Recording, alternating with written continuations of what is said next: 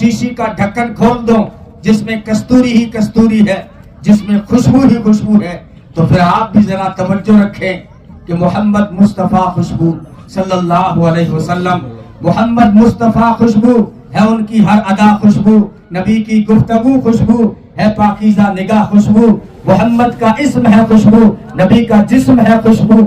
हाँ, महक वल्लैल जुल्फों में तो चेहरा वज़्दुहा खुशबू। नबी खत्म रसूल की नींद भी बेदारी जैसी है, नींद भी बेदारी जैसी है। कानून वहाँ दस्त बस्ता अर्ज करता है कि आप जो है नींद से उठे सीधे मुसल्ले पे खड़े होकर नमाज पढ़ सकते हैं, क्योंकि वुजू तो उनका टूटता है जो सोने में गाफिल हो जाते हैं। आप सो भी जाए ना, फरिश्ते आके बातें करते हैं कि बताएं इनके बारे में, दूसरा कहता है क्या बताएं, ये तो सो रहे हैं, तीसरा कहता है ये सो रहे हैं, इनकी आंखें सो रही हैं लेकिन इनका दिल जाग रहा है। इसलिए फरमाया कि मोहम्मद का सोना भी खुशबू, मोहम्मद का जागना भी खुशबू। मोहम्मद में है दो मीमे जिन्हें दो बार लब चूमे। हाय हाय, वो एक मज़ाहिया शायर है पड़ोस के, लेकिन जब सीरत पे कलम उठाया मसूद अनवर मसूद, कमाल ही कर दिया।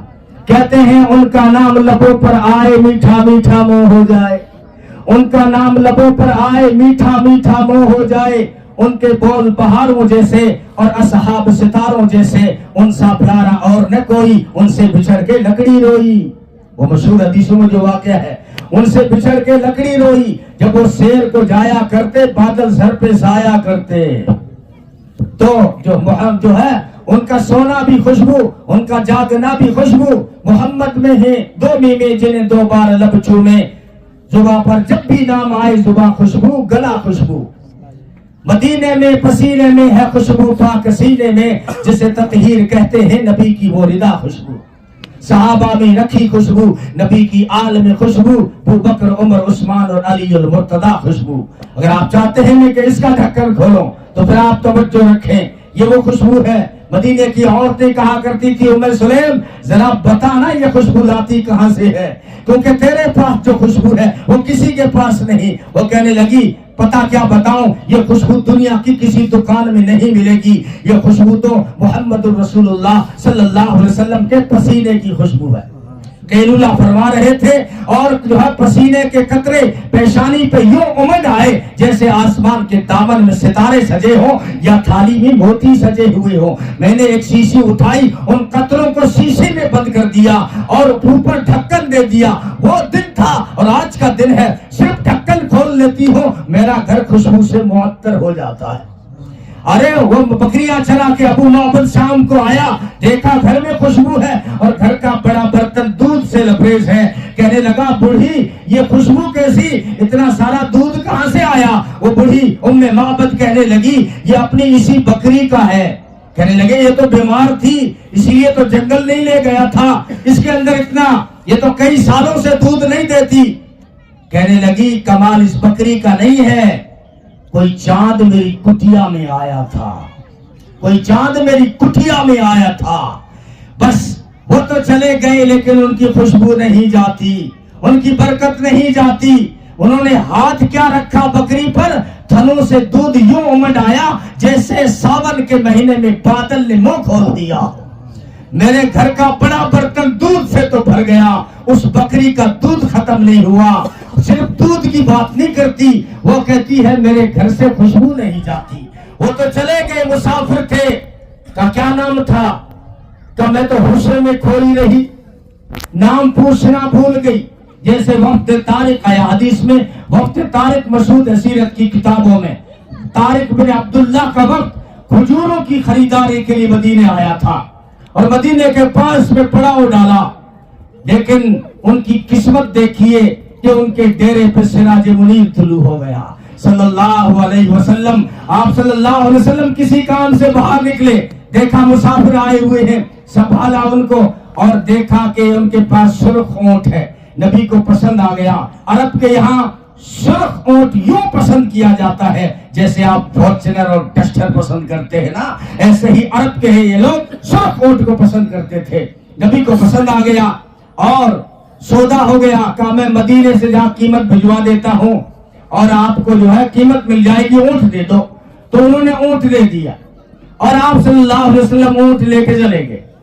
اب یہ پیچھے باتیں کر رہی. ایک کہنے لگا یار ہم نے اتنا قیمتی اونٹ دے دیا، سرخ اونٹ دے دیا، لیکن نام بھی نہیں پوچھا کہ وہ کون تھے، یہ بھی نہیں پوچھا کہاں رہتے ہیں، نہ ایڈریس کا پتہ معلوم کیا، نہ پتہ پوچھا. تو ایک کہنے لگا یار کیا بتاؤں، ان کے چہرے پہ جو حسن کے کمکمے تھے نا، میں اسی میں کھویا رہا، میں بھول گیا کہ نام پوچھوں. دوسرا کہنے لگا کہ یار جب وہ بات کرتے تھے نا، اذا ضحک او اذا تکلم یتلالہ فی الجبل، جب وہ بات کرتے تھے دانتوں سے نور نکل کے سامنے والے پہاڑ پہ پڑتا تھا. میں تو ان بجلیوں میں کھویا رہا، مجھے یاد ہی نہیں رہا کہ نام پوچھنا ہے. تیسرا کہنے لگا میں تو ان کی زلفوں کا جو خم و پیج ہے، اس کی جو لہک مہک چمک تھی، اسی میں کھویا رہا، میں نے نہیں پوچھا. چوتھا کہنے لگا کچھ بھی ہو، وہ حسن کے جلوے دکھا گیا، اونٹ قیمتی لے گیا. تو خیمے کے اندر سے طارق بن عبداللہ کی بیوی بولی خبردار، اگر ان کے بارے میں کوئی غلط بات کی تو اگر وہ قیمت نہ دیں گے تو میں ان کی ضامنہ بنتی ہوں، میں قیمت دے دوں گی. کہنے لگے شکر ہے یہ عورت ہو کے جانتی ہے، ہم مرد ہو کے نہیں جانتے. یہ شکر ہے وہ جانتی تو ہے، عورت ہے لیکن جانتی ہے، ہم مرد ہو کے نہیں جانتے. وہ کہنے لگی جانتی میں بھی نہیں ہوں. بات صرف یہ ہے جب سودا ہو رہا تھا میں نے جو ہے پردے کی اوٹ سے ان کا چہرہ دیکھ لیا تھا. یارو جن کا چہرہ اتنا خوبصورت ہو وہ جھوٹا ہو ہی نہیں سکتا. صلی اللہ علیہ وسلم ایسا حسین آئیڈیل دیا ہے نوجوان، اور تم کسی نقالی پہ فخر کرنے لگے ہو. اس کی جو نشے کی حالت میں پڑ گیا، پینٹ پھٹ گئی، تجھے فیشن بنا کے دے دیا.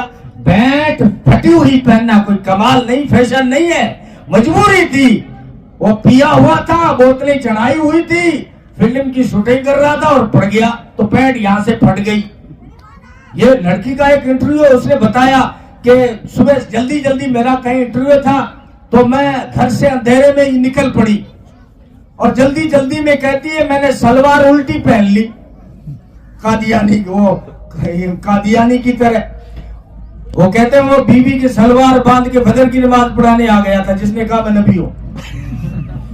تو وہ لڑکی کہتی ہے میں اندھیرے میں انٹرویو دینے گئی تو وہاں جا کے جب دن نکلا پتہ چلا سلوار تو الٹی پہنی ہوئی ہے. اب لڑکی ہوں بدلوں کہاں، انٹرویو دینا تھا، نوکری کا چکر تھا.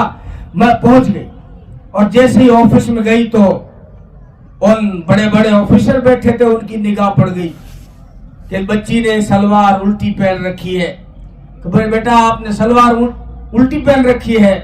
تو فوراً اس بچی نے کہا کہ جناب صدر یہ فیشن ہے، آج کل یہ کیا فیشن ہے. تو یہ عجیب الٹی چیزیں آپ کو فیشن بنا کے دے رہے ہیں. بالوں کی کٹنگ دیکھ لو، ہمارے بچوں کی کھیت بنا دیا سر کو، چاروں میں ٹریکٹر گھما، چاروں طرف ٹریکٹر گھما رکھا ہے. اس لیے یہ آئیڈیل دیا تھا اللہ تعالیٰ نے ہمیں، یہ خوبصورت، حسین، جمیل، نازنین، بہترین، بالیقین، شفیع المذنبین، رحمت للعالمین، سید الانبیاء والمرسلین صلی اللہ علیہ وسلم. صاحب جمال، صاحب کمال، نامنا کھلال، محبوب رب ذوالجلال، حسینوں میں احسن، جمیلوں میں اجمل، کاملوں میں اکمل، شریفوں میں اشرف، نبیوں میں افضل، ساقی کوثر، صافی محشر، برتر بالا قدر، سارے رسولوں کے سرور، قمر لیلۃ البدر، سارے رسولوں کے افسر صلی اللہ علیہ وسلم. بدر الدجا، خیر الورا اور رہبر و رہنما، مقتدا و پیشوا، بدر الدجا، شمس الضحیٰ، خیر الورا، احمد مجتبیٰ، محمد مصطفیٰ صلی اللہ علیہ وسلم. جان جان وفا ہے میرا مصطفیٰ، روح ارض و سما ہے میرا مصطفیٰ، کاملیت آدم ہے میرا مصطفیٰ، افضلیت آدم ہے میرا مصطفیٰ، شم غار حرا ہے میرا مصطفیٰ.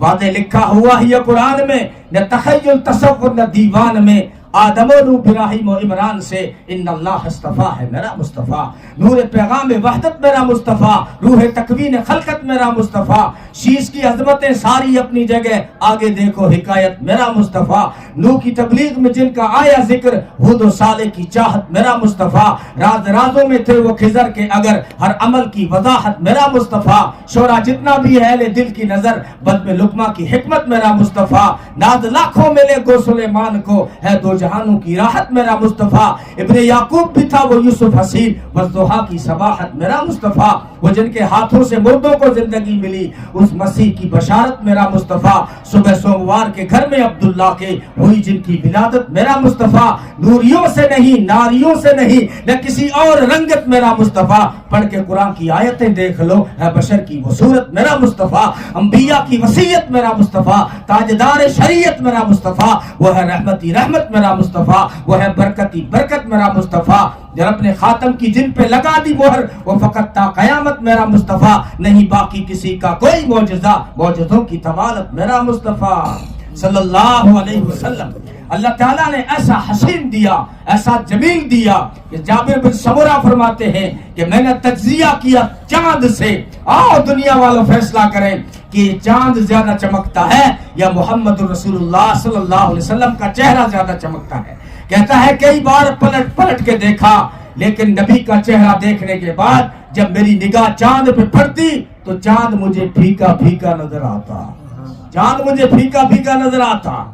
فَهُوَ عِنْدِي أَحْسَنُ مِنَ الْقَمَرِ، میرے نزدیک تو وہ چاند سے بھی زیادہ حسین تھے، کیونکہ انسان کی مجبوری ہے کسی چیز کو جب تمثیل پیش کرتا ہے چاند تک پہنچتا ہے، اور کس سے جو ہے تشبیہ دے، کہ اس لیے صحابہ نے تشبیہ دی چاند سے، سورج سے، چمکتی تلوار سے، کھجور کی شاخ سے۔